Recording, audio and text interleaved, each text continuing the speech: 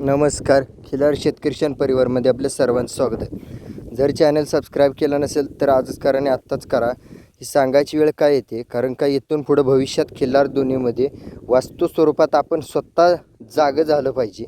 कारण का येणारा काळ हा फोटो, व्हिडिओ आणि मीडिया यांच्यामुळं पूर्ण गोंधळ उडणार आहे आणि त्यामुळे वास्तव स्वरूपाच्या गोष्टी, पुराव्याच्या गोष्टी समजणार नाहीत. तर खिलार शेतकरी परिवारमधून मूळ स्वरूपाची कष्ट केलेले व्यक्तिमत्व आणि त्यांच्याकडं जे संगोपन करत आहे त्यांचा नाद किंवा त्यांचा जो अभ्यास, तो आपल्याला त्यांच्या हातातल्या वस्तूवरून दिसून येतो.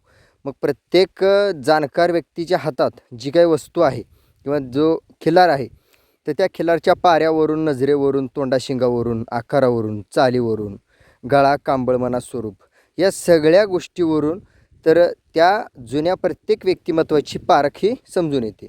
तर या चित्रीकरणमध्ये आपण जी बघतोय, तर ही सिद्धापूर खाणीतून 6 पिढ्या डोळ्यासमोर बघितलेल्या वास्तव पुराव्याच्या साखळीतून हा खोंड आहे. ह्या खोंडाचं नाव आहे हिरा आणि ह्या खोंडाच्या आईचं नाव आहे राधा.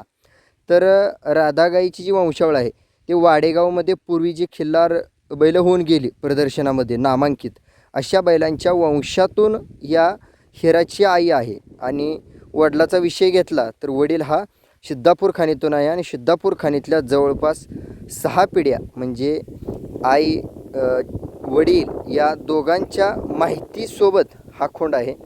तर या खोंडाचं वर्णन करायचं झालं तर अतिशय काटक आणि पारा असणारा खोंड आणि कानकवाळी ताट असणारा, तोंडाचं मुस, तोंडाची नळी आणि नजर एकदम कडक असणारा, कानं नेहमी 24 तास कडक असणारी कानं. तर असा हा हिरा, अखीव, रेखीव, कोरीव. धन्यवाद.